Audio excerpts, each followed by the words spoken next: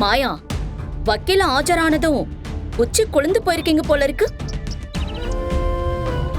என்னதான் இருந்தாலும் இவ நேத்து பேஞ்ச மழையில இன்னைக்கு முடிச்ச காலம். இவளால அரசாங்க வக்கீல் கிட்ட மோதி எல்லாம் ஜெயிக்க முடியாது. ஆனா கோர்ட்ல என்ன நடந்துச்சுன்னு பார்த்தல? 3 நாள் இல்ல, 3 மாசம் டைம் கொடுத்தாலும் எந்த ஒரு ஆதாரத்தையும் சாட்சியும் இவளால திரட்ட முடியாது. எங்களுக்கு 3 நாள்ல தேவையில்லம்மா. நாங்க ஏற்கனவே களத்துல இறங்கி வேலை பார்க்க ஆரம்பிச்சிட்டோம். அடுத்த கேஸ் நடக்கும்போது மாயா யாருன்னு உனக்கு காட்டுவா.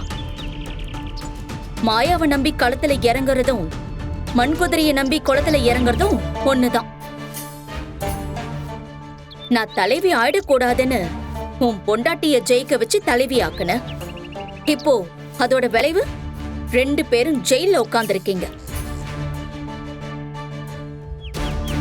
இனிமே உங்களுடைய வாழ்க்கை ஜெயிலுக்குள்ளதான் இருக்க போகுது. உன்னால உன் பொண்டாட்டிக்கு வந்த நிலைமைய பாத்தியா? ஏய், இப்ப எதுக்கு இதெல்லாம் பேசிக்கிட்டு இருக்க? எதுக்குன்னு சொல்றேன்.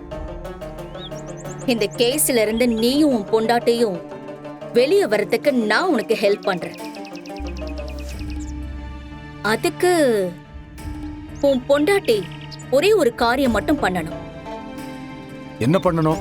ஒண்ணும் இல்ல, ஜானகிய தலைவி பதவியில இருந்து ராஜினாமா பண்ண சொல்லிடு.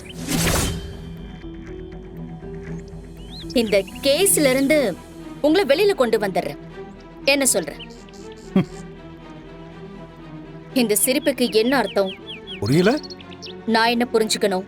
அப்படியாவது அந்த தலைவி பதவியில உட்காரணும்னு நினைக்கிறியே, உனக்கு வெக்கமா இல்லையான்னு அர்த்தம்.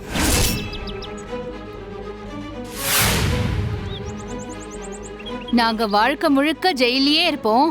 அதே காரணம் காட்டி நீ தலைவி ஆயிடலான்னு மனப்பால் குடிக்காத. எங்களை வெளியே கொண்டு வரத்துக்கு எங்க பிள்ளைங்க இருக்காங்க. என்ன புரிஞ்சுதா? ஜானகிய மக்கள் தேர்ந்தெடுத்திருக்காங்க. அவங்க விருப்பத்தை மீறி நீ அந்த சீட்ல வந்து உட்கார முடியாது. அது மட்டும் இல்ல, நீ என்ன சதி பண்ணாலும் அதையெல்லாம் சுக்கு நூறா உடைச்சு எங்களை மாயாவும் இவங்களும் வெளியே கொண்டு வருவாங்க. அதையும் பார்த்தலாம்.